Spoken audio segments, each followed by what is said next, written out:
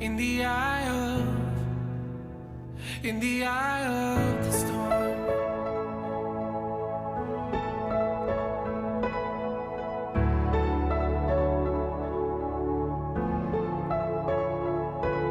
When the solid ground is falling out from underneath my feet, between the black skies and my red eyes, I can barely see. And when I realize I've been sold out by my friends and my family, I can hear the rain reminding me, in the eye of the storm, you remain in control. In the middle of the war, you guard my soul. You alone are the anchor when my sails are torn. Your love surrounds me in the eye of the storm. When my hopes and dreams are far from me and I'm running out of faith, I see the future I picture slowly fade away. And when the tears of pain and heartache come pouring down my face, I find my peace in Jesus' name. In the eye of the storm, you remain in control. In the middle of the war, you guard my soul. You alone are the anchor when my sails are torn. Your love surrounds me in the eye of the storm. Your love surrounds me, Lord. Your love surrounds me, Lord. Your love surrounds me, Lord. Your love surrounds me, Lord. When the test comes in and the doctor says I've only got a few months left, it's like a bitter pill I'm swallowing, I can barely take a breath. And when addiction steals my baby girl and there's nothing I can do, my only hope is to trust you.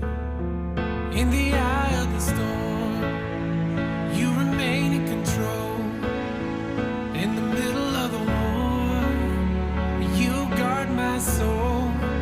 You alone are the anchor when my sails are torn.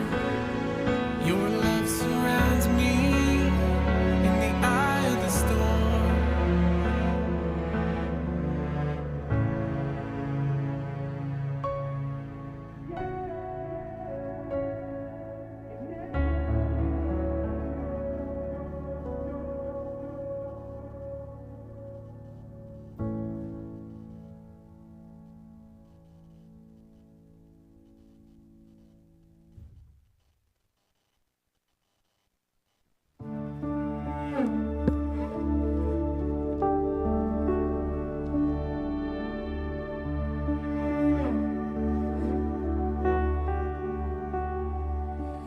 In the darkness we were waiting, without hope, without light, till from heaven you came running. There was mercy in your eyes to fulfill the law and prophets. To a virgin came the word, from a throne of endless glory to a cradle in the dirt.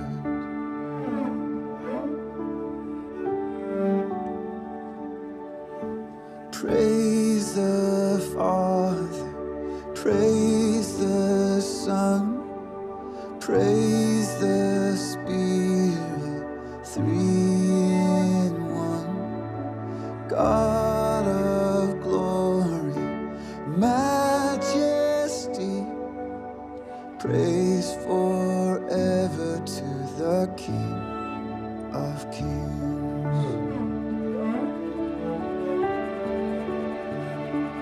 To reveal the kingdom coming and to reconcile the lost, to redeem the whole creation.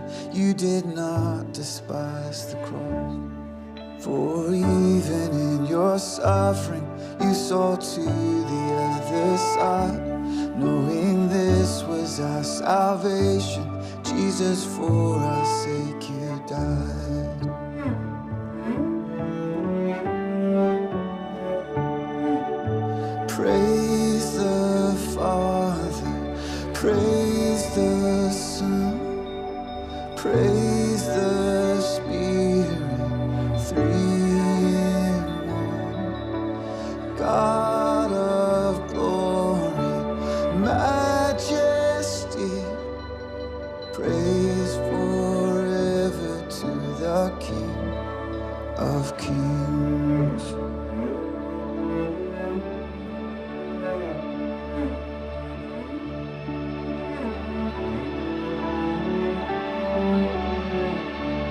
And the morning that you rose, all of heaven held its breath, till that stone was moved for good, for the Lamb had conquered Alrighty, death. well, we're about ready to get And started. the dead rose from Melanie their will be with us in tombs, just a minute. and the I just wanted angels to stood say in awe again, welcome. for Glad to the have all of souls you of with all us. who come And I just wanted to to open the up with a little thought Father for us today. restored. Yeah, I'm And excited the to be able to Church hear of what Melanie's Christ going to was share born. about gardening Then the and bringing it from the Spirit garden lit to the the flame. table Now this on a friendly gospel budget. We're truth talking of about old how to make shall that not happen.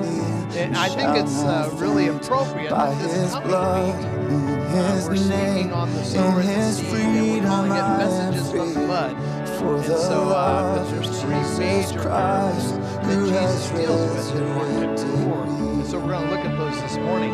But for today, as we start, I just want to give us another highlight of what you are very familiar with found in the Psalms.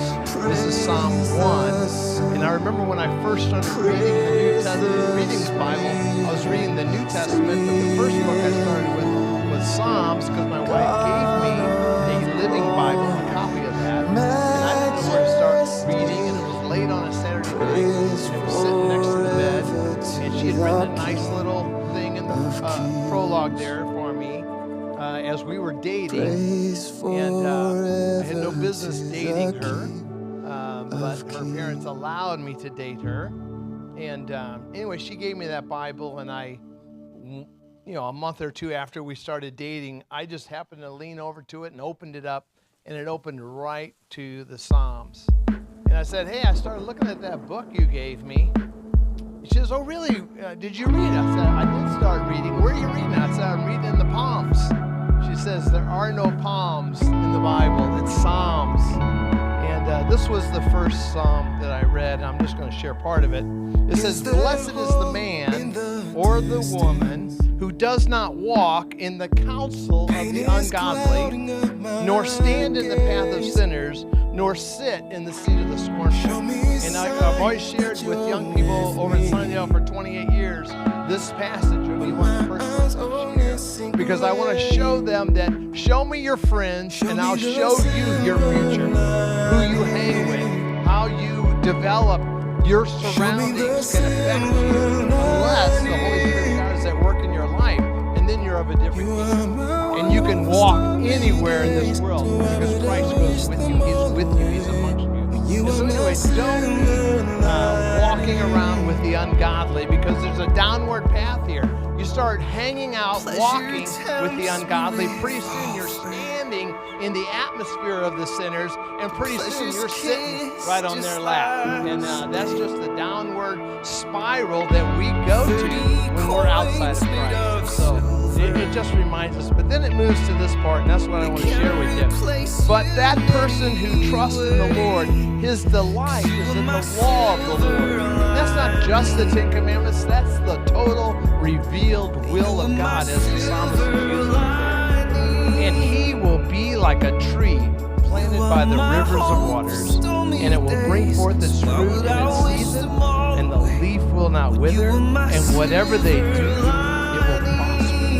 So Melanie, as you bring us the message today about being able to deal with what goes on in our gardens and how we bring that to a sustaining or sustenance, how we can use that food, I want to encourage each of us to be in the Word of God and allow His Spirit sustenance. Amen.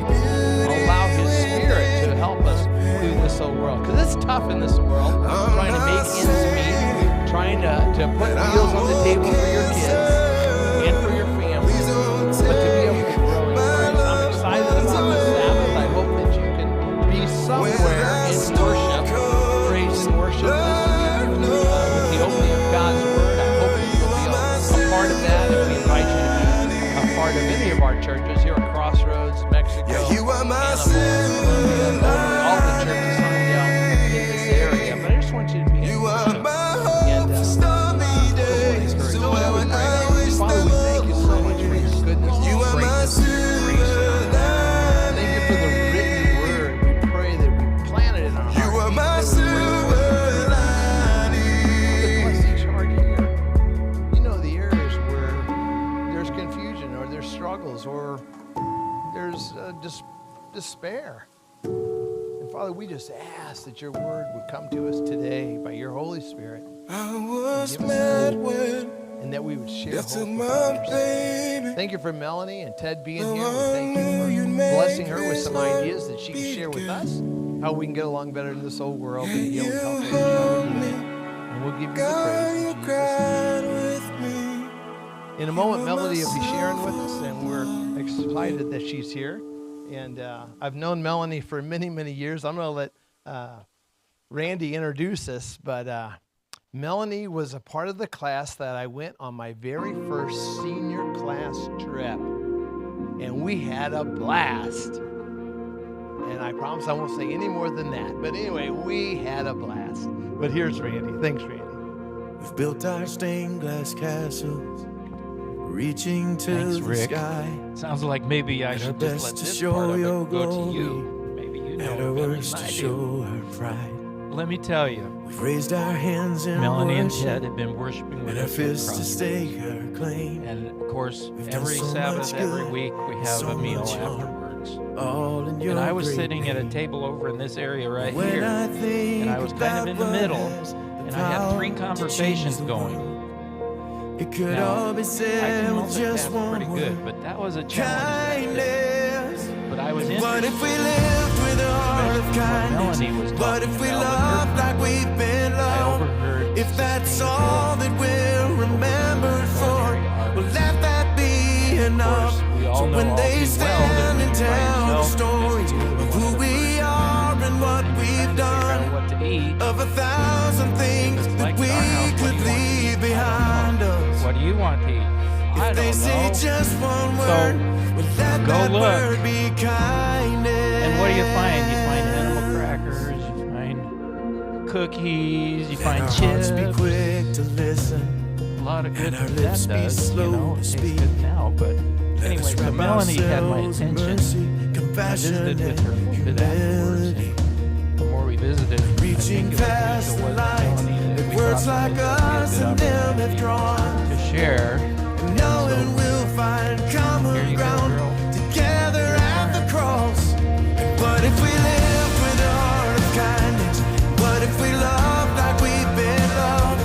If that's all that we're remembered for, well, let that be enough. So when they stand and tell the stories. All right. How was everybody today? Was food great? Is it working? Oh, there we go. Okay, it's on.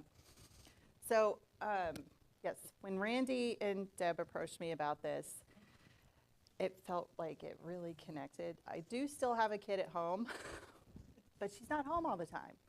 So I've gone from cooking for like a family to cooking for two most of the time. And I'm still in that habit of shopping, or I had still been in that habit for shopping for more people. And I'm like, my goodness, I'm wasting a lot of food. Because you go to the grocery store and you think, this is what I usually buy, and then you come home and it's way too much. So I have recently had to learn about menu planning and keeping that budget under control. And when Deb and Randy and I have been talking over some things, it just kind of came to me that this might be a way to focus today. So it's not quite so much on the gardening side, But if you guys do have specific gardening questions or something, I'm happy to help.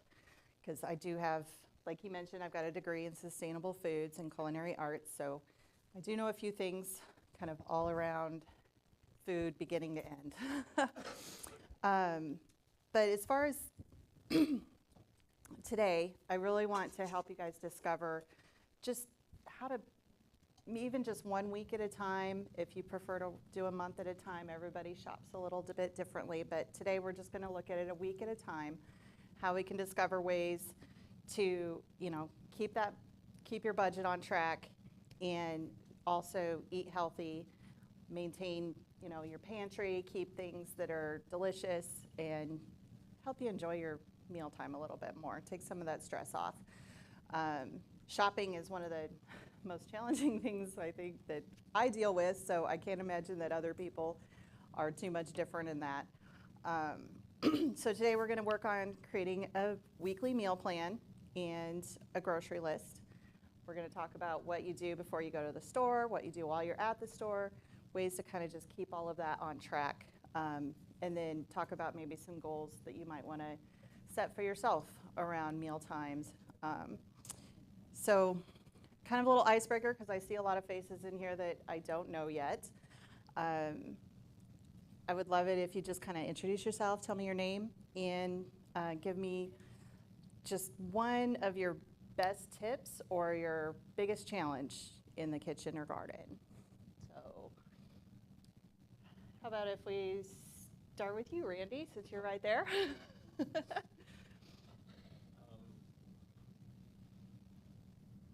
challenge, I guess, is for us, if we don't have leftovers from fellowship dinner on Sabbath or senior lunch, we've got to figure out what we're going to eat. So you're saying you don't plan ahead? Basically, Okay, that's fair. That fits right in with what we're going to be talking about. Me? Yeah. I'm pretty sure there's people here that don't know you. What a hot dog, huh? Say your name. My name's Ted. I'm Melanie's husband. I don't know, here lately, we've been eating a lot of chicken. It just goes in the oven, buy it in a bag, you just throw it in the oven, you can make as many pieces as you want. And, I don't know, it's starting to get on the tail end of wanting to do that. I've had my fill of chicken. We've been working a lot of hours lately, so kind of been cheating a little bit. But yes. I still make more food, and then I freeze some. Mm-hmm. And then I eat whatever I made, maybe for a couple days. And then put it in the freezer and forget about it for a while, make something else. So I have, but actually I have a little variety in my freezer now. And if I'm in a hurry, I just thaw it out and put it in the microwave and Perfect. have a meal. Perfect. Love it. And your name again was Rita? Rita. Rita. Okay. How do you go? All right. And I know we just met, Mike. Okay. Do you have a challenge in the kitchen, or is that up to her? she solves it all. My challenge? Yeah. My challenge is to keep up with the leftovers. Okay. So do you cook like a lot extra, or enough to feed an army? Okay. I can relate. I can totally relate to that. But we have leftovers for a week. Awesome. All right. Well, I live with adult children, and they usually do the shopping, so it's like, okay, what's planned for this week? So you have a low stress on that. Yeah. Awesome. Wonderful. And how about you? Tips, well, she was talking about, so we can have a little leftovers, well, I think that's periodically, I'm gonna get this stuff, make vegetables. That's a great way to use up leftovers. Yeah. Okay. Debbie?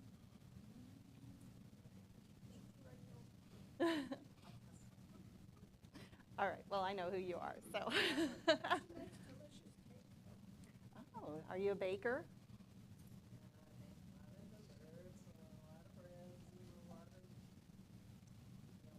Okay.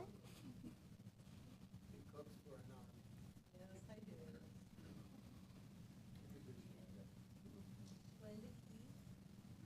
Okay.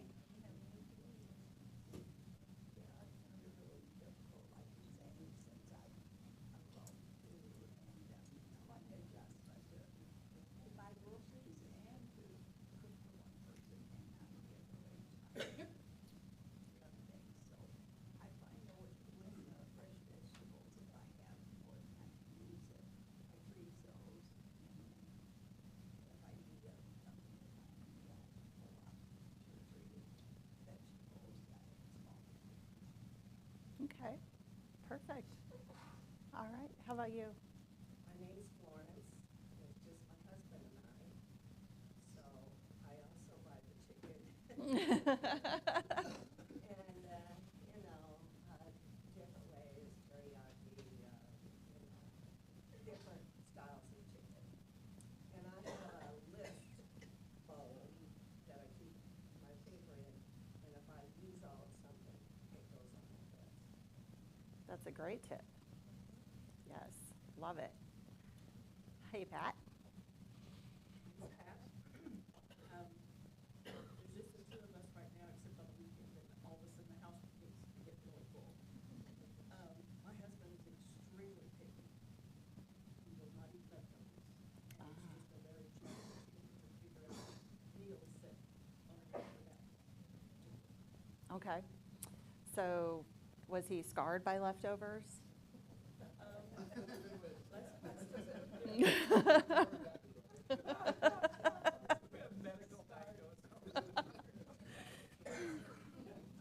originally from the East Coast, Okay. so his mother cooked totally different than out here. Now, he's been out here 40 years, but that is ingrained in him, and she never had leftovers at all. Oh. So he just doesn't like it. Okay. So he's just never really had an experience with leftovers growing up. So, okay. All right. And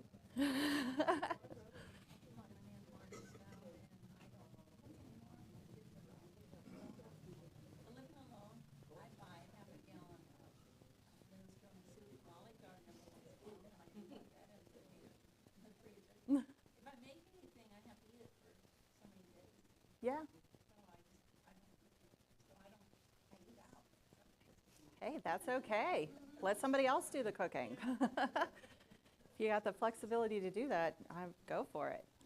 My name is Lynn, and I guess mine is, not that I buy an overabundance of fresh vegetables, but sometimes they spoil very quickly. Mm-hmm. Yeah, that can be a challenge for sure. And My name's Jerry, husband to Lynn, and I stay out of the kitchen. so is that a help or a challenge? It's a help, but I do help out if she needs me. Who does the dishes? She does. When she asks, I will do the dishes, but we do the grocery shopping together.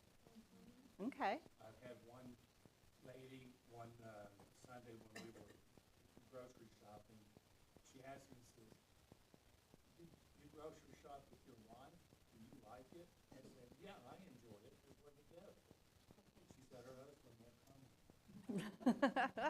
Sometimes I wish mine would stay out of the grocery store with me. But I do enjoy it. All right. How about you, Steve? Well, I have a lovely wife that prepares for me when she's out of town. And she fixes Graham soup, which is my Croatian soup that I love. And she can fix as much as she wants to, and I can live on it. Okay. It has all the vegetables and everything in it that you need for protein. Awesome. Might have to get that recipe. So I do the dishes when she's gone. I clean the house. I do the toilets. I do everything that needs to be done so she can come home to clean the house. Wow. I can see why you two have been married a long time. Well,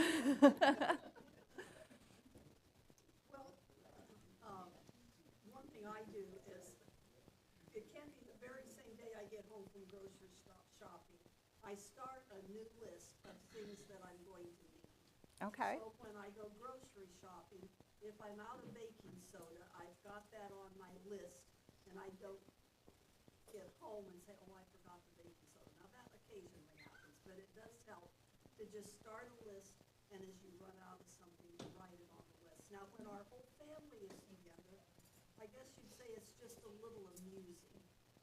We have 2 children that have some pretty significant dietary restrictions. Part of us are vegetarians, and part of us aren't. Part of us like apple strudel, and part of us like cheese strudel. So it's kind of challenging and fun. Yeah. To just fix what everybody likes and what everybody's dietary requirements require. Yeah, I'm familiar with that challenge. My daughter was diagnosed with celiac disease when she was 7. So she's almost 16 now, so it's been a while. And I went gluten-free when she did. And he, of course, is not gluten-free. He loves all the glutens. So it has been definitely a challenge to figure out, how to accommodate different dietary needs and still get dinner on the table at the same time. So, Leftovers, that's always. oh, yeah, leftovers. Not have leftovers.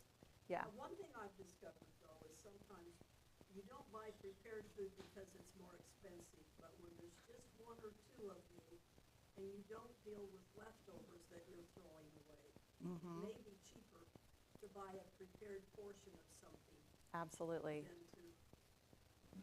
absolutely. That's a really good point. In, I'm Dorothy. hi, Dorothy.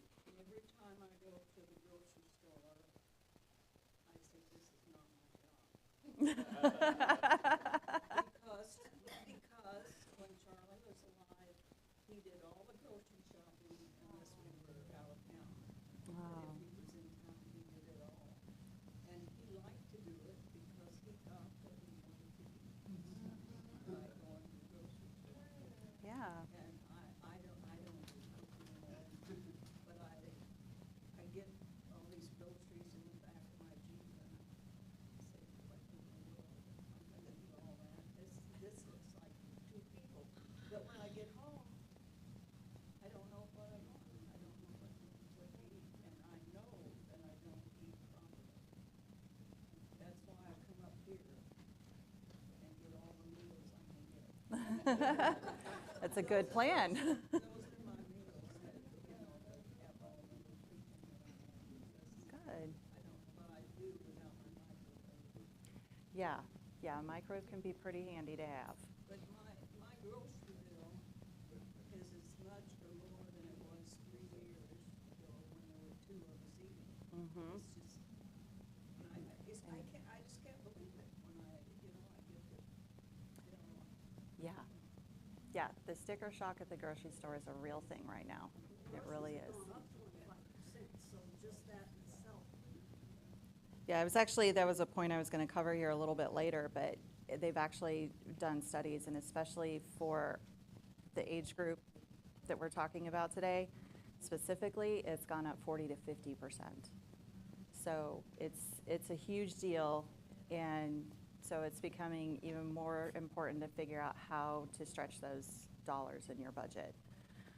I know it's hit our family really hard too, because especially with all the extra dietary needs, and gluten-free is not cheap. Anything that's labeled gluten-free, it seems like they just double the price on it. So yeah, that's something that we definitely want to cover. My grandson and his wife have 3 children, and then they've had an exchange student, all of them. I don't know how they do this, I don't know how. Yeah, that's a significant But expense. I do know that she makes a list out, she goes to Columbia for law, Mm-hmm. but she makes a list out, and I don't do that. Charles always made a list, I just go down every aisle. Okay. Well, we're definitely going to be covering a lot of the things that you're having challenges with. So hopefully you find something that'll be helpful for you. Oh, let's start with you at that table. Hi, Dennis.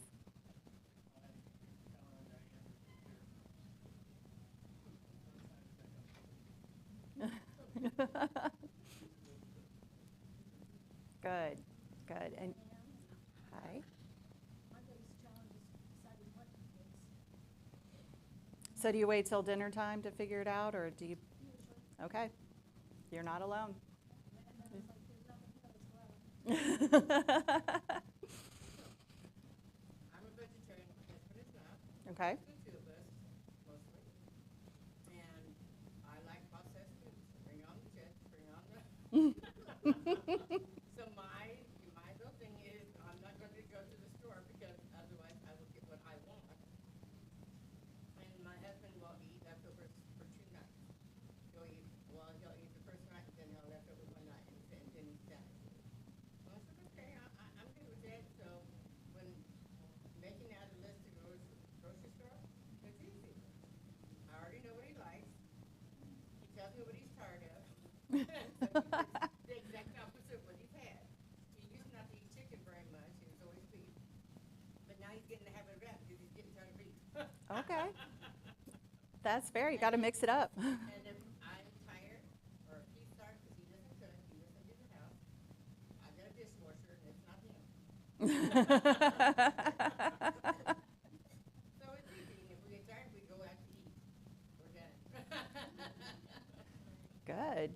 And I take it this is your husband? No? No? Mr. Larry. Mr. Larry. Okay. He's a bachelor? No? His wife's not here. So he's just a bachelor for this hour that we're together here. All right.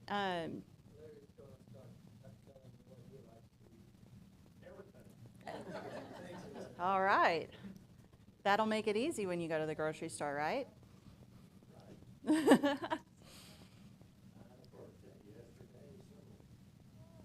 Happy birthday.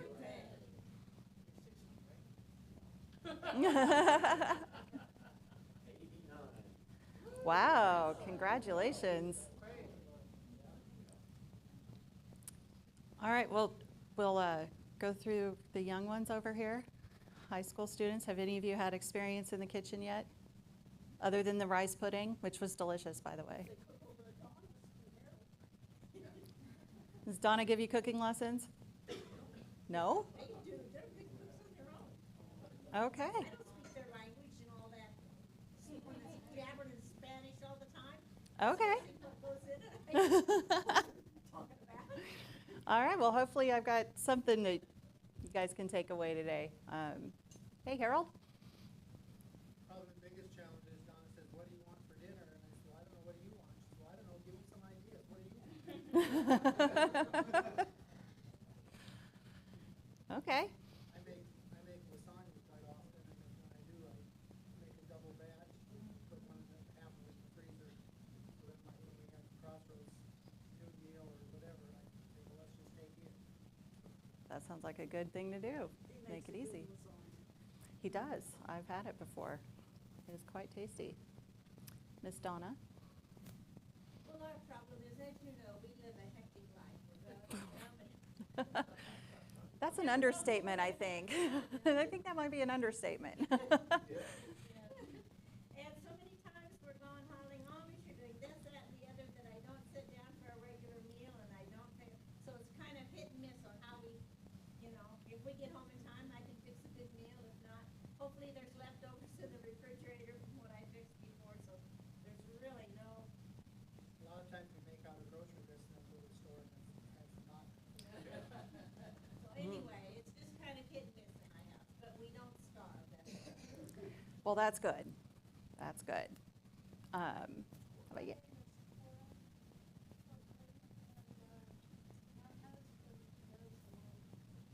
Okay. All right, yeah.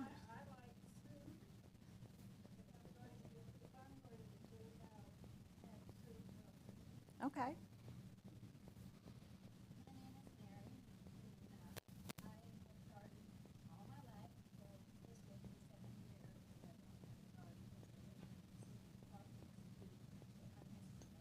Oh, I bet. As far as leftovers, I don't do leftovers. But even when the children were still at home, I got tired of leftovers sometimes. I would mix it all together, whatever I had in the fridge, and heat up some eggs and pour it over. It was like a quiche, Mm-hmm. crust. And they always swore, you got fish in here. We didn't have fish, so, but it's a good way to use our leftovers. You mix almost anything together.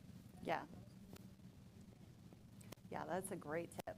That is a great one. Eggs, that quiche or frittata make leftovers a real easy and delicious, totally different meal the next day. You know, society changes. You're talking about your husband not having leftovers when he was a kid. We didn't have leftovers. We weren't allowed to snack before meal times. Mm-hmm. And we came to the table and we were hungry. Yes. And my mom fixed adequate for us, but there wasn't enough to just stuff ourselves on sometimes. And we cleaned up what she fixed. Wow. And I mean, you know, she made a big kettle of soup. It might be for lunch the next day or something, but we came to the table hungry and we cleaned up. Dorothy, I think, was the same way. Yeah, we usually had leftovers growing up, but my mom did not allow snacking before meals. So we played outside all day long, and except school days, but we had a lot more recess back then. So yeah, we were starving by the time we got to the table. But she cooked for an army. We ate what we grew. Yes. Back during the Second World War, we lived on a farm, and we had fresh strawberries, we had whipped cream, we had all the vegetables, and my parents were vegetarians. And I was raised a vegetarian, but Charles wasn't, so since he's gone, I don't eat much beef, but I have to buy chicken breast every week because that's what my dog likes. Oh. I'm sure my dog would love that too. And I'm not putting the chicken down, I don't mean that at all. But Yeah. she got started eating that, and she's so picky with it. Well, they deserve good food too. You know, I just Yeah. have to clean out the chicken. Yeah, my mom always had a big garden when we were growing up, and my grandmother had an even bigger garden. So when we were out there in Kansas, well, technically, yes, she still does. But yeah, we grew up eating a lot of food, fresh foods out of the garden. My mom canned all the time, so I learned all of those things growing up. And we grew up in California, the state, until I came to Centralia my sophomore year. And California had lots of U-pick farms, so we would go pick cherries and peaches and cucumbers and yep, avocados were amazing out there. So all the things that out here we were kind of like, oh, this is different. little cultural adjustment moving out here. But well, thank you everyone for sharing those challenges, and hopefully this exercise today will be really, really helpful for you. And I kind of heard it over and over a lot again. A lot of your challenge is that planning ahead. What are we going to have for dinner? What are we making today? What do we feel like? But planning ahead is really the first step to controlling your spending and making sure that you have what you need to get through your week or your month, however you choose to grocery shop. And that really keeps your focus on what's going to give me the most nutrition for my money, and how am I going to keep this food budget under control? Because 40 to 50% increase just since the pandemic is huge. That is a huge difference that is hitting everybody's pocketbook. So preparing menus ahead of time can really keep you from, not only making those impulse food choices like, oh, this bag of potato chips sounds great, when it's probably not the best choice. Not saying anything about potato chips, because I love them just as much as the next person. But when you're, looking at trying to keep healthy, trying to keep that nutrition front of mind and making sure you get everything you need, keeping that focus where it needs to be really helps if you have that plan and that roadmap ahead of time. There's other things that you can use if you're tech savvy. I don't know how many of you have smartphones, but there's a lot of great apps out there, especially for the grocery stores. You can get those apps downloaded. You can clip the store-only coupons. You can clip coupons from other apps. There's even apps that help with healthy recipes, keeping things like nice and simple for you.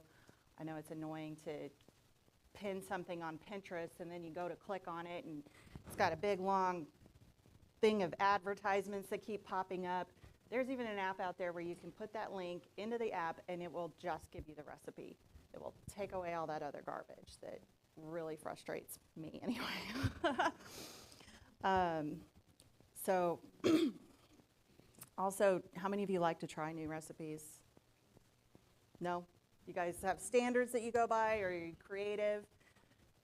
Okay, I love trying new things all the time. I get very bored eating the same standard things. Some people love that because they love it being simple. I kind of admire that because I know it would make my life a lot easier. But if you're trying something for the very first time, you know, I always try to remember to write down what I did with that. Especially if it's a recipe I'm following. Now, there's times I'll just go to my pantry and make something up, and then I don't write that down, and then everybody's like, can you make this again? Probably not. I don't know if I'll have that exact same combination again. But if there's leftovers, you know, keep track of it. Like, okay, how much did I make? I made this many servings from this recipe. How much did you eat? How much was left over that you put in the freezer or threw away? That way you can kind of come back to it. If you like the recipe and you come back to it next time, you can remember, oh yeah, I made too much of it last time, or I, you know, didn't want to waste the food. So, because I know I can stick leftovers in the fridge thinking, oh yeah, I'm going to eat this. And then I find it like 2 weeks later when I'm cleaning out the fridge and I'm, oops. So, so when you're planning your meals weekly, it's really important to know what do you already have on hand. Sounds like a couple of you keep really good track of that, and keep good track of when you're running out of things. Make sure those lists are up to date. So that's awesome, because that's really how you know what you're working with, and you know what you can go to the store and pull together. And you also, when you're planning these meals every week, you want to make sure that you keep any recipes that you want to use. Those grocery lists, coupons, keep everything in a nice little place. I have a handy little notebook that has a pocket in the front. So if I need to like keep a list in there, keep any coupons that might be on paper, things like that, because sometimes the grocery stores will print out those coupons. I'll lose them if I don't have them somewhere handy.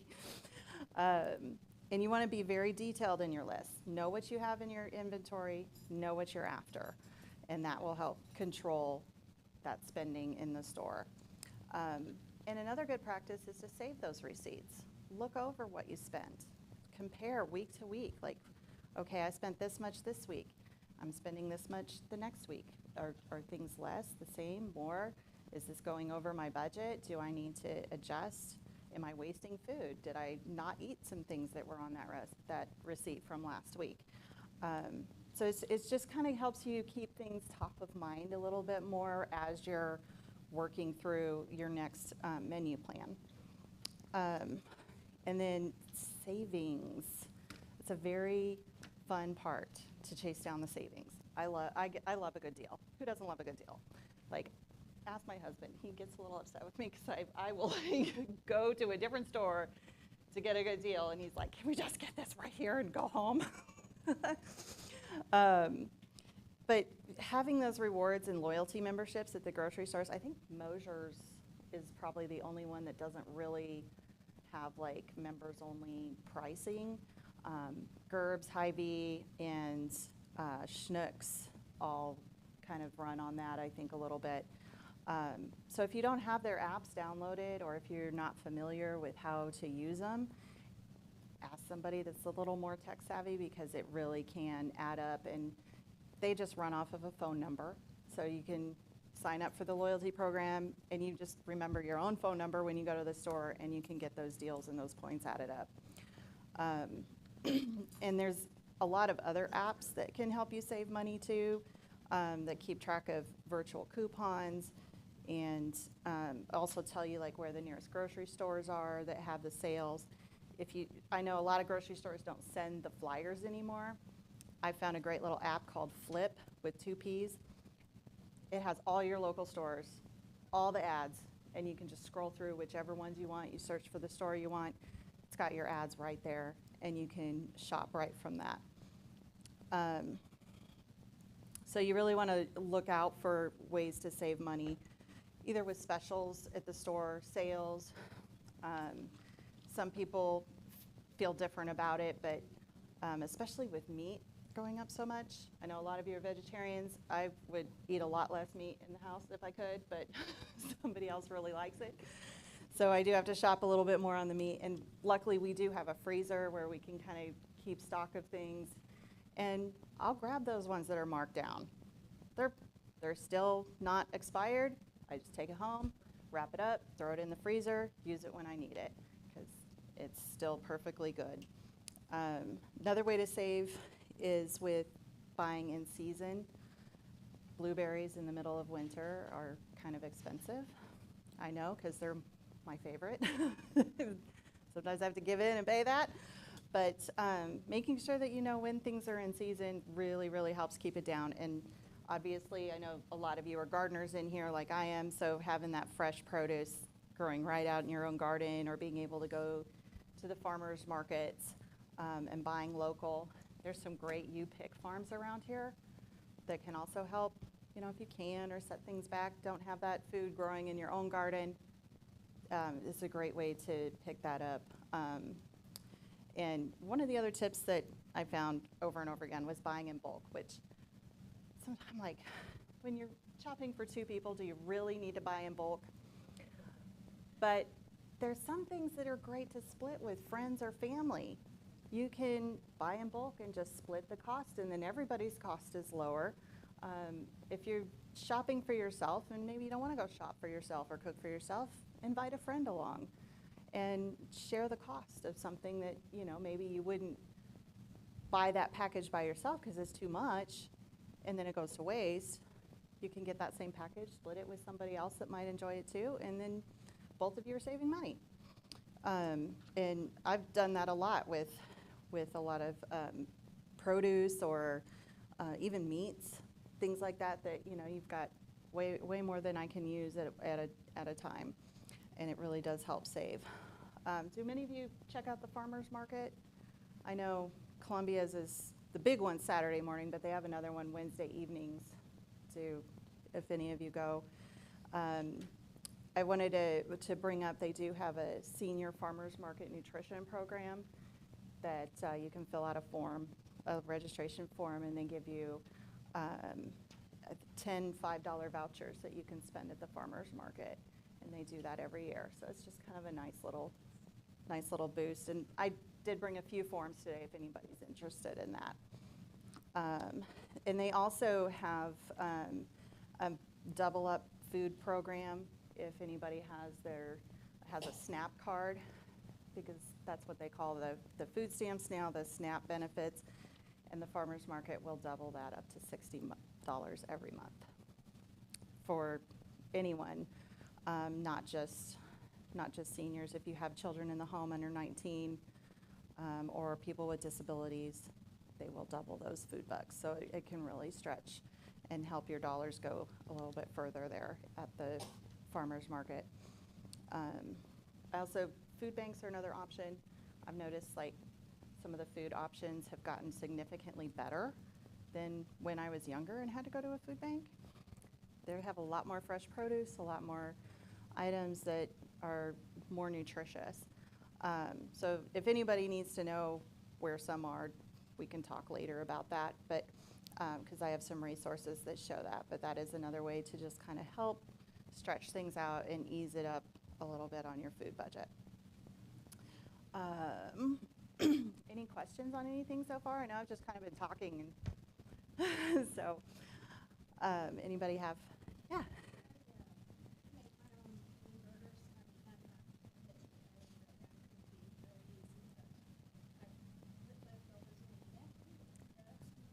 Oh, great.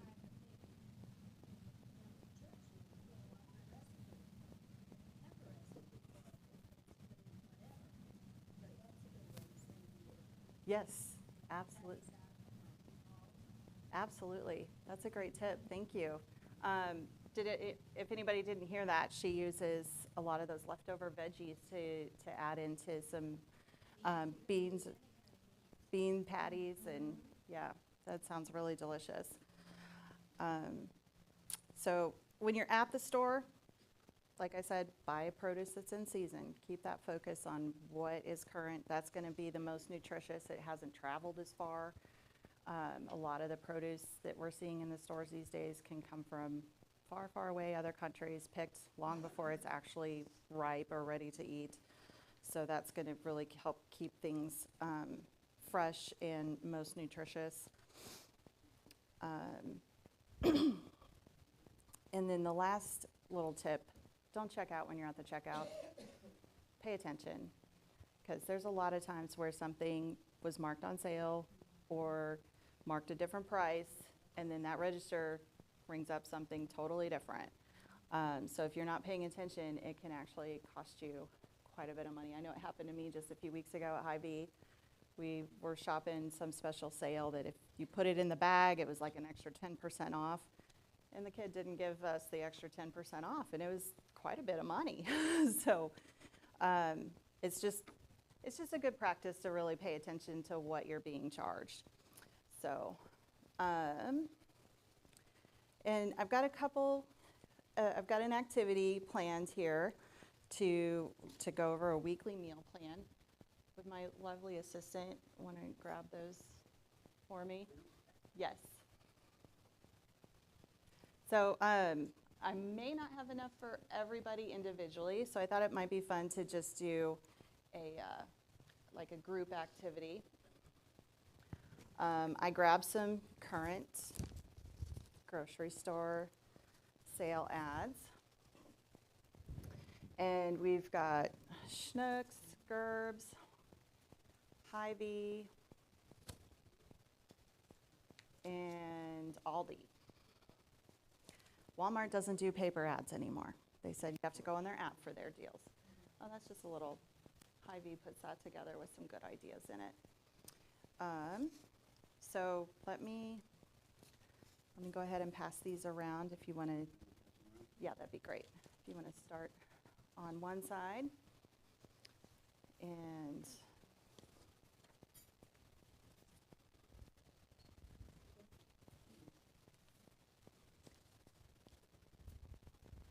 here we go. If you want to take some, yeah, take one, pass it down.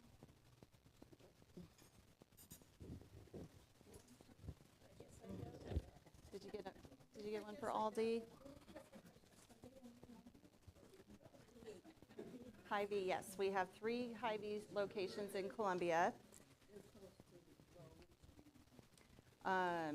There's also 3 Aldi locations now. Oh, we'll see what happens. So, yep, we can share if it's easier.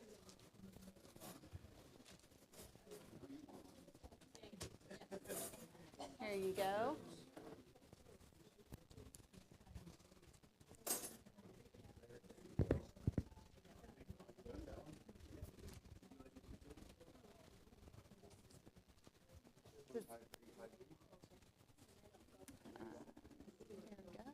Aldi.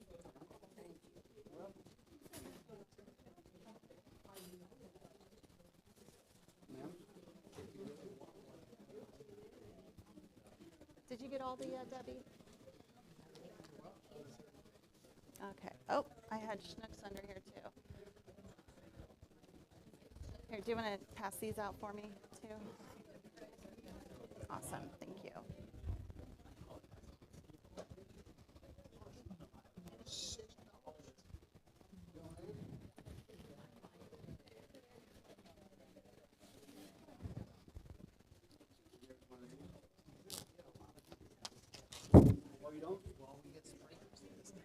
Yeah? Oh, I should have stopped there and grabbed some. I didn't even think about it. Yeah? Yeah, we don't get them in the mail either. I had to run to the store and grab these. And I grabbed them yesterday. So these should all be the current week's deals.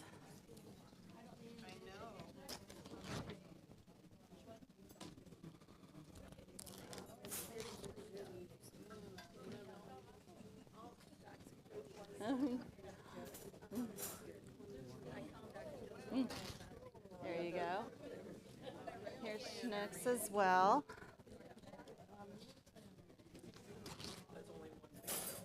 Yeah, this is just for 1 week. I went around to the stores and picked them up yesterday, so they'd be for the current week.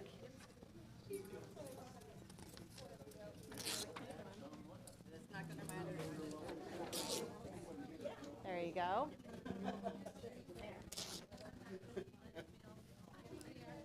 Do you want to do 2 weeks or just one together? Okay.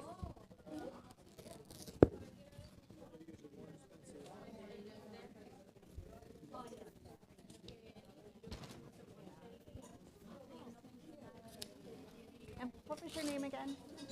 Mary. Oh, okay. Nice to meet you, Mary. Are they still here? Or did they left? Okay. All right.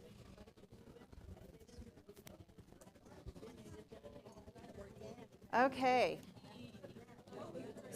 So, either as a group or if you want to pair up and work on it together, take a look at those sale ads and see what you can come up with between what you think you have at home, doesn't have to be perfect, and what you can find on sale.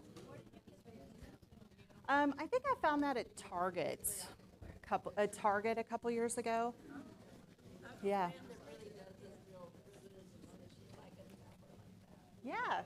Yeah, it's a great little format. If that format doesn't necessarily appeal to you, online there is like a million different free printable menu plans that you can take a look at. And I know a lot of you are vegetarian, but nutrition isn't something that they really cover a whole lot in schools, or even growing up, you don't really get a lot of that information. So I found this on the American Heart Association website, and it talks about plant-based proteins, and I thought it was really interesting because things like seaweed are on there. Never really thought about seaweed being a protein, but according to them, it's high in protein. Broccoli, spinach, peas, which I knew about peas because there's a great company out of Columbia, Beyond Meat. Their meats their imitation meats are made from a pea protein.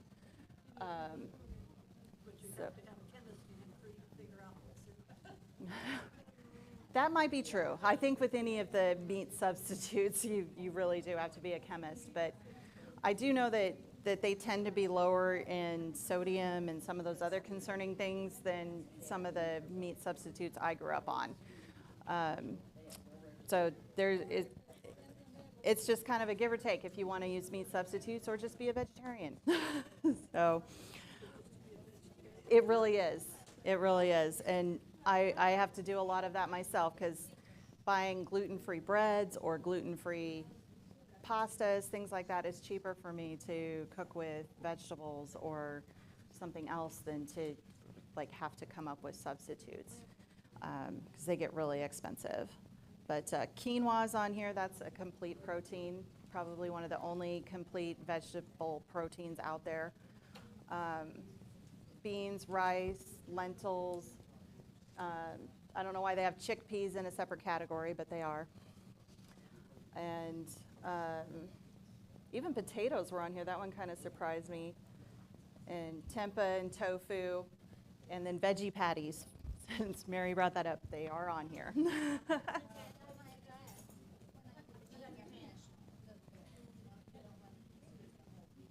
Yeah, no, that's a great idea. And I've got a couple examples here of some budget-friendly meal plans. So I'm just going to I've only got a few copies, so we're going to have to kind of share. So if you want to just kind of take a look to maybe inspire you a little bit.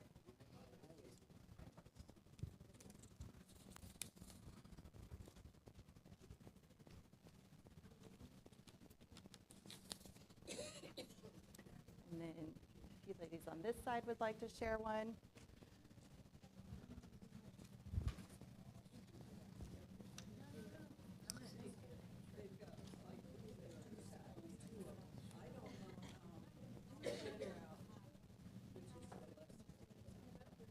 Okay, let's take a look at it. This one says Mm-hmm. And basket and bushel. basket and bushel blueberries are, so this is a 6-ounce package. So that's going to be a smaller package, probably about half the size of the pint. But it's not. So yeah, it's kind of, The price. no, it's not. So the ones at Aldi, just off the top of my head, I'm thinking that might be the cheaper deal. Yeah, Aldi's is probably one of my favorite places to hit for saving money, because there's a couple things in there that maybe it would have been on sale at a better price if I went to Gerb's or Schnucks that day. But I also have to consider if I walk into Gerb's or Schnucks after turning down something at the other store, I might spend more money because then I'll find something else I think I need. And so that's the part where you really does take a lot of discipline to stick to that list. And We have all these ranchers and Walmart, that's all we have. oh, okay, And it's hard coming up with meal plan and stuff. yeah, Because Walmart caters to what's being sold at that Mhm. area. So there, a lot of times we go to Clarksville because they got a better selection. ah, Because of the college being there and so on. interesting. That's some really helpful. Yes, it is. Absolutely. Sometimes it's cheaper to base your meals when you get to the grocery store on what's on sale Yeah, instead of what you put down on a menu. exactly. For instance, if blueberries are cheaper than strawberries or vice versa, then you'll go with the cheapest that's in season. Yeah. Not necessarily what you put on your menu. So that's where it gets helpful if you have a computer or your smartphone that you can look at the ads ahead of time, because I know they don't mail them out to people anymore. And that was like kind of the point of looking at these ads while you kind of come up with a menu plan for the week. You can see what's on sale and you can work out of what's on sale at the store that you want to go to and come up with like a menu idea for the week.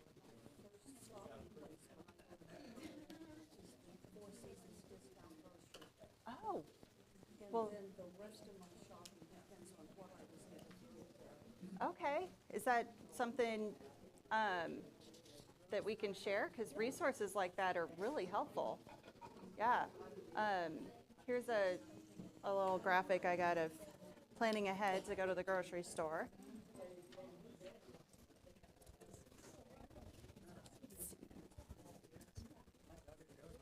Yeah, so Bonnie just said that in Moberly there's a Four Seasons Grocery store. Four Seasons grocery store. It's a discount grocery store. Some of the stuff is slightly outdated. Some of the boxes are slightly dented or, crushed or something. But when I shop in Moberly, I go there first. And then what I don't get there, I can see what the rest of it all is. And for instance, several times lately, they had 28-ounce cans of tomatoes for 50 cents. Because the cans are a little bit dented or the labels may be ripped a little bit. So if I have canned tomatoes on my shopping list that week, that's where I will look for them first. What was the name of it? Four Seasons Grocery Store. And it's not across from McDonald's? It's right straight across from McDonald's. But you can shop at Terry Place Country Store.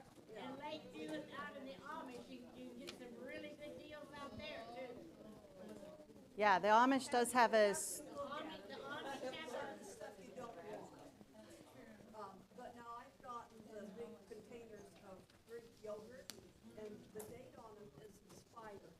But maybe it's only by 3 or 4 days, and those things will keep for a long time after that. It doesn't say expired, it says best buy. yeah. And here, Labels are a tricky thing, and there's no standardization between what a manufacturer chooses to use. And some states have different rules about what they have to use.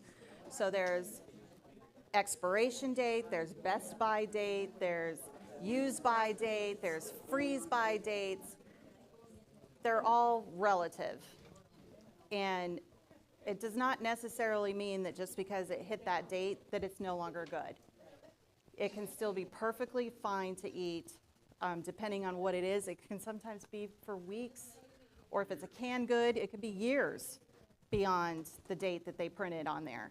here a while back, well, a lot of different, because they had a real shortage on half and half. And they had it at this all-seasons grocery that was, the date on it was past, but it was 99 cents. And you couldn't even get it, and Steve likes it in his coffee. Right. And so I thought, well, it's worth $1 to, and I mean, that's where I get it now if they have it. Yeah. 99 cents versus, I don't know, $2.69 or something With at the- Aldi's and even more at Walmart. Yeah, the products, dairy products, they are ultra pasteurized. Those things can last for a long time past the date. And I mean, you will know if it's like there's a fine one day and the next day, whew, that is not fine. But as long as it's kept refrigerated, those ultra pasteurized dairy products can last a significant amount of time. And that's one of the things that cause so much food waste in this country. And I don't know the statistics locally, but we throw away more food in this country than any other country in the world. It just goes in the trash. And I know when I was going through my studies years ago in Phoenix, we were looking at 11,000 tons, like 11,000 tons of food just going in the garbage like every month. And it's an incredible amount of waste. And it's not just households. Households throw away a lot of food because we buy too much, or we think we're going to eat it, or, oh, that looks good today, and then you get home and I don't want to eat that. Restaurants and schools throw away a lot of food because the health department requires them to. And those dates, a lot of people read those dates, or they're required to abide by those dates if you're an organization or a business. And so it just goes in the trash.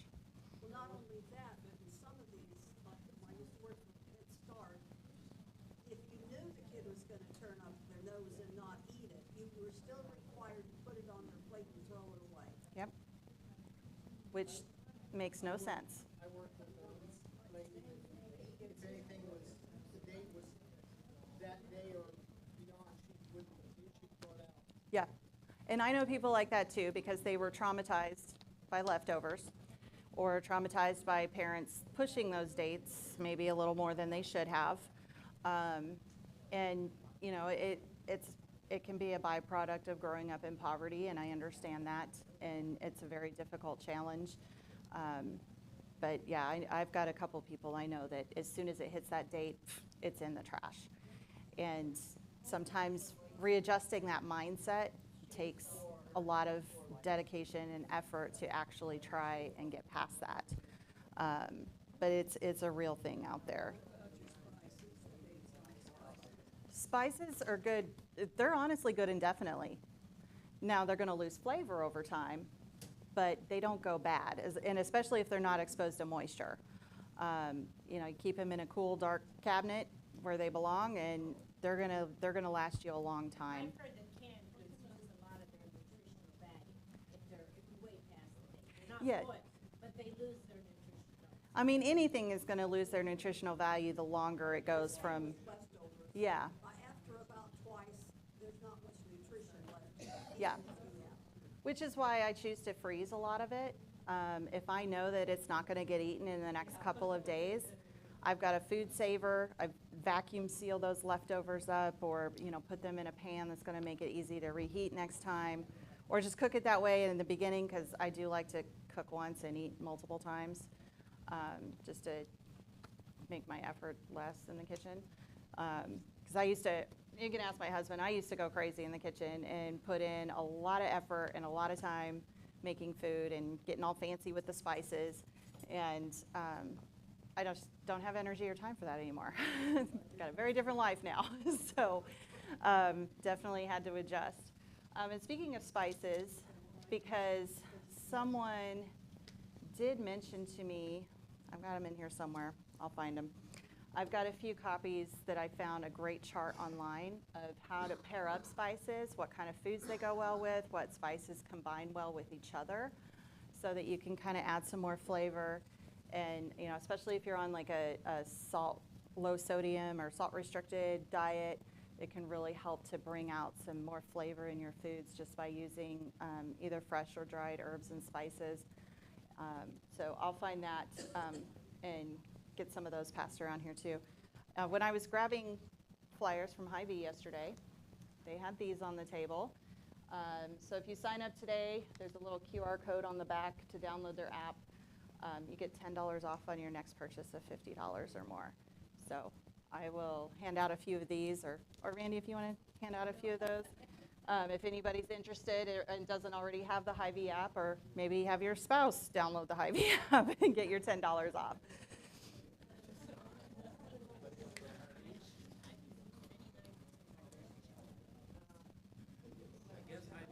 I guess Hy-Vee isn't that popular here. Oh shoot, I said that on YouTube. I mean, Hy-Vee is one of the more expensive stores to shop at, but if you hit their sales right, you can really save some money there. Yeah. Is anybody interested in the food and herb and spice pairing?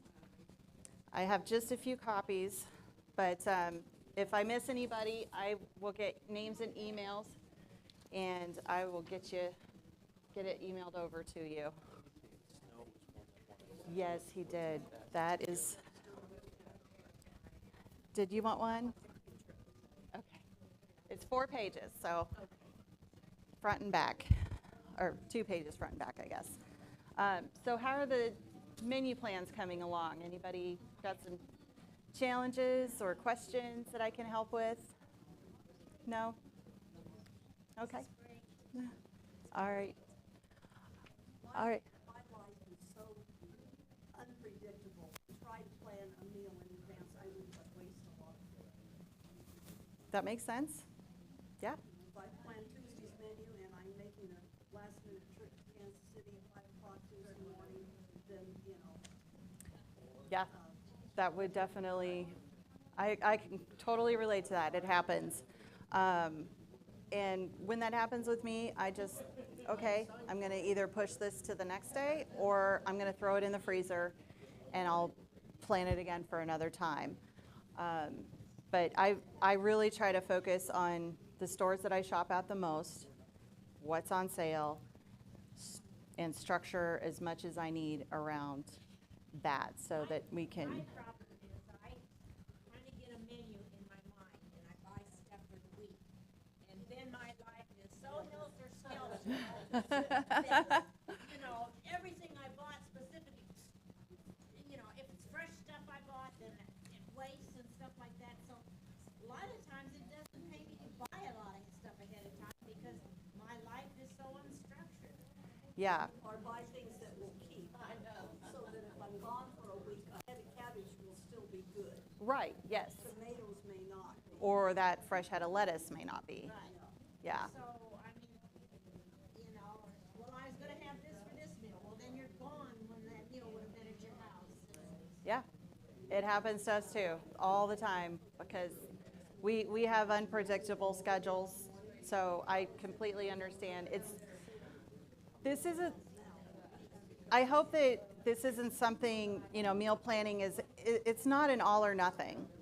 That's not how I personally use it, to be just like a strict, this is all or nothing. I have to cook these meals this week. when I know things are going to be unpredictable, or if they're going to be a little bit more predictable, I'll focus on things that are a little bit fresher and that I know I'm going to be using right away. If my schedule is going to be really hectic and maybe I'm going to have some unexpected things come up, I'll focus more on frozen or things that can easily be put in the freezer, or things that can be easily thrown in a crock pot where I don't have to think about it. And I purposely plan in crock pot or instant pot meals so that it's simple, it's something else is doing the work for me, and then I know that that food isn't going to waste as much as possible.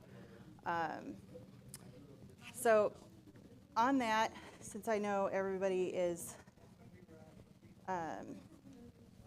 has probably either planned or not planned as much as they want to at this point, one last thing I wanted to cover.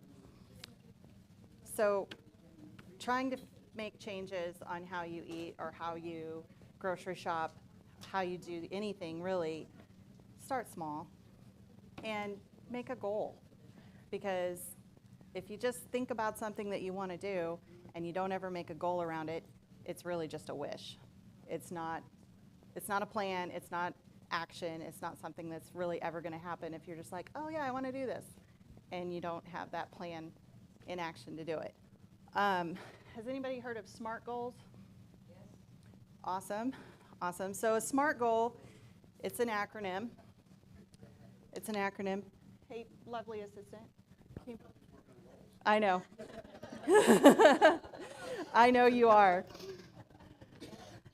So a SMART goal is it's an acronym for specific, measurable, attainable, relevant, and time-bound. So it's a 5-step process that you go through, and you get as specific as you possibly can. So you want to be able to make a menu plan, or you want to save money when you go to the grocery store. So get that as specific worded as you want. The more specific, the better. And I know I look young, but I'm blind. These are very small print on here. This little column here goes into a lot of detail about each point on the SMART goal process. You know, when, how, why, and really think about it. Is this something that you want to accomplish? Is this something that you really want to do? Are there barriers? Are there going to be barriers for you doing it? Write that down. Think about it. Process through it. How are you going to know if you accomplish this goal? Like, how are you going to measure it? How is that goal? How are you going to know that, hey, I've actually saved money at checkout? So, and is it attainable? You know, if you set a goal that you're going to save $100 a week at the checkout, but you typically spend $150, that might not be an attainable goal. Think about, like, how much do you want to save, or what does that impact look like that will make your goal attainable? You know, if your goal is to just create those menu plans every week, is that something that you can carve out the time for? Is that something that you can get the information that you need to make those goals? Or if you want to use your same recipes or try new recipes, like, how are you going to structure that into your time? How is that going to be an attainable goal for you?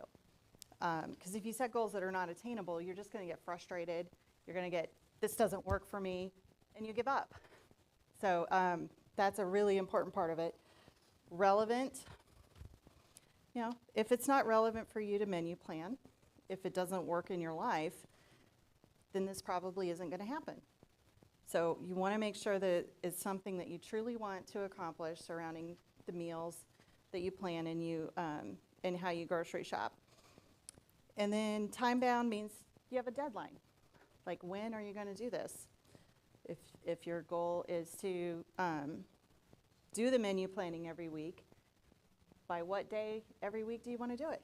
Grocery store ads come out on Wednesdays typically. So do you want to do it on Wednesday? Do you want to take time on your Sunday to sit down and do it for the week? However it fits into your life, you have to have a time on your schedule that, hey, I am going to have this done. All of these steps here, I want to have it done by this time. And that also kind of helps back up the measurable part of it too. So, and I think, let me just make sure one more quick peek through my pile here that seems to have grown. Yeah, any questions? Yes, Bonnie? Even though I may not feel like the menu plan is for me, if I was giving you a grade on this presentation, it would be an A. Oh, thank you. Thank you. I appreciate that. So I do hope it was helpful. If you do have any questions at all, don't hesitate to ask me. I'm pretty approachable and open. At least I like to think I am. So any questions at all? If you need help with the farmers market registration to get, that $50 in vouchers every year, I'm happy to help with that. If you have challenges and may think you qualify for SNAP and want help with that, I'm happy to assist with that. And I'm also happy to get some resources for other things put together, like Bonnie mentioned that store and the one out in the Amish country, and then there's so many different food banks in the area as well. So if there's resources that might help you or anybody that you know, just let me know and I'm happy to help. One across the street there. Yes, there is. Yes. Shall I tell everyone your phone number, or are you willing to share your phone number if they want it? Yeah, I'm willing to share that. So, and I think I have a piece of blank paper over there if anybody wants some resources from me. What? Yeah, I do check my emails regularly, so that's another way you can easily get a hold of me. Yeah, so if, yeah, absolutely. And if anybody wants me to email them something I talked about today, just make sure I have your name and email before you leave, and I will get it to you. Yes? Expand on that flip. Oh, yes. Flip.com. No, it's an app, so you either download it in your Android or iOS store, and it's called Flip, F-L-I-P-P. It's a little kind of a light, it's like a blue color like this, the background or the letter coloring on it, so you'll recognize it. And you can favorite grocery stores in it or other stores that you want to shop at. I think it even has stores like Big Lots and Home Depot, and I mean literally all the stores that put out ads for sales are in there, but I use it pretty much exclusively for grocery shopping. And if there's something specific that I want to search for that, oh hey, I need this week, but it's expensive and I don't like paying full price for it, so you can just search for it in the search bar. So like chicken breast, and it will pull up any stores that have chicken breast and the price is advertised so you can compare. Sam's Club comes up a lot on my searches, so they're in there. Walmart, all the local grocery stores, Schnucks, Hy-Vee, Gerbs, even Aldi, they have all of it in there. So it's a really handy app, and you can flip through each store's weekly ads, so since you can't get the paper ones delivered to you anymore, it's really convenient to have. Any other questions? Yes. What store do you normally get your gluten-free stuff? Now that is a great question. Aldi's has a good selection. Aldi's does have a good selection. Yesterday I found gluten-free English muffins at Aldi. They have gluten-free egg rolls now too. Yes, they do. I have found those. Four Seasons grocery store there in Moberly also has a section that's gluten-free. Yeah, the ones at Aldi is Live Free is their gluten-free brand. I have found it's a little inconsistent as to whether or not things are in stock, because they've had some things that my daughter really likes, and then I go back to get it and they don't have it, which is kind of a bummer. I really wish they would be a little bit more consistent about stocking. Yeah. Nope, mine can't either. She immediately gets a rash. I know instantly if she's had contamination. Oh, wow. That's sad. Oh, my. Yeah.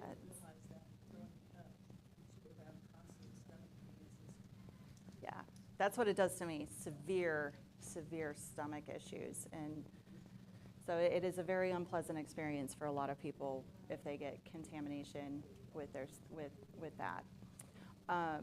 But that's one place I go to pretty regularly. Of all places, I find that sometimes Eat Well or Natural Grocers actually has. I have found the gluten-free bread that I like the best. I have found it at Natural Grocers for less than I can get it at Gerb's or Hy-Vee. You wouldn't expect that. Natural Grocers is usually yeah, it's usually pretty pricey. But some of their gluten-free stuff is either on par with other stores. Like I buy gluten-free oats, the Bob's Red Mill. I usually get their gluten-free oats, and quite often it's either on sale at Natural Grocers, or it might be, just the same price as it is somewhere else. And since I'm picking up other gluten-free items, I'll just pick it up there. But Eat Well has probably a little bit bigger selection of the breads. And there's Mosier's is one store that I don't think I've found anything gluten-free in. So. I know there's a store in Overland Bratcher's. If you tell them that you are gluten-free and so on and so forth, they will make a special effort to order things in.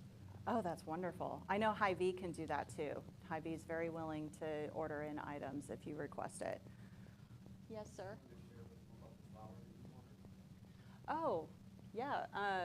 Now I know this. I've shared with Donna, and it doesn't work for her situation because it's processed in a facility with soy. But I have found that flour from Europe does not irritate the gluten sensitivity.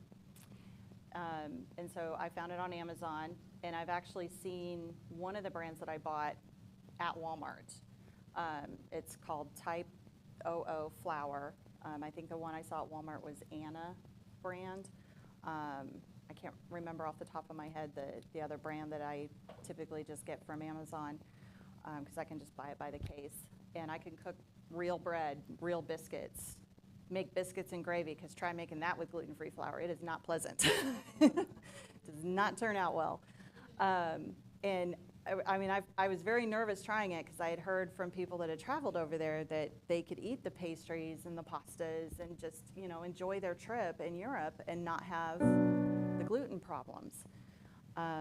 So I ordered a little bag of it off of Amazon, and it sat on my counter for probably 2 months before I got brave enough to finally try it, because it's that much pain. Like, death might be a little bit more relief than the amount of pain you have to go through. It's called Type 00. That is the type of, that's where I buy it. Like I said, I did see a little bag of it at I think it was the Walmart on Conley, and it just was kind of like random, like, oh, had no idea they had this here in the store. But it is processed in a facility that also processes soy. So if there's other food allergies, definitely be cognizant to read the allergen warnings. But I decided to go all in when I tested it on me and my daughter, and I made biscuits and gravy. So the flour was in the gravy, the flour is in the biscuits, and she did not get a rash, and we thoroughly enjoyed our biscuits and gravy. And I like the meal kits that you get with all these, because it doesn't affect my stomach at all.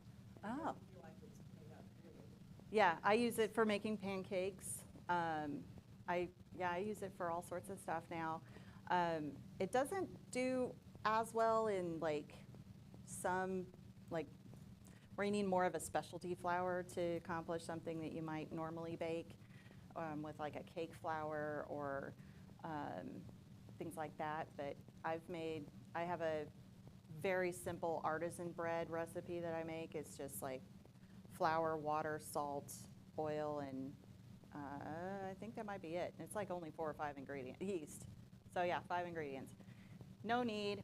Bake it in a I bake it in my Dutch oven, and I have like a nice crusty loaf of bread, and it comes out beautifully with this flour. So, any other questions? I hope that answered your question, Pat. Okay. All right. All right. Yeah. Thank you, everyone. Make sure to get her phone number if you want it. Rick, before we leave, Rick, you still have a minute or two to tell us about the cards? You have, like I mentioned, a report on the cards. Rick will give, okay, and then you can say a prayer for us. All right, thanks. There's Fuchsia's back here for the cards that we did last year and we donated towards that. Each one of the cards costs about $450, and Crossroads sponsored that. Many of you gave, and we appreciate that. So anyway, they don't have the parts for the new cards yet. It'll probably be June, but we're thinking down in June, is that what you want to share? That possibly our June meeting, we would have 3 cards here, 3 or 4 cards that would already be primed and ready for you.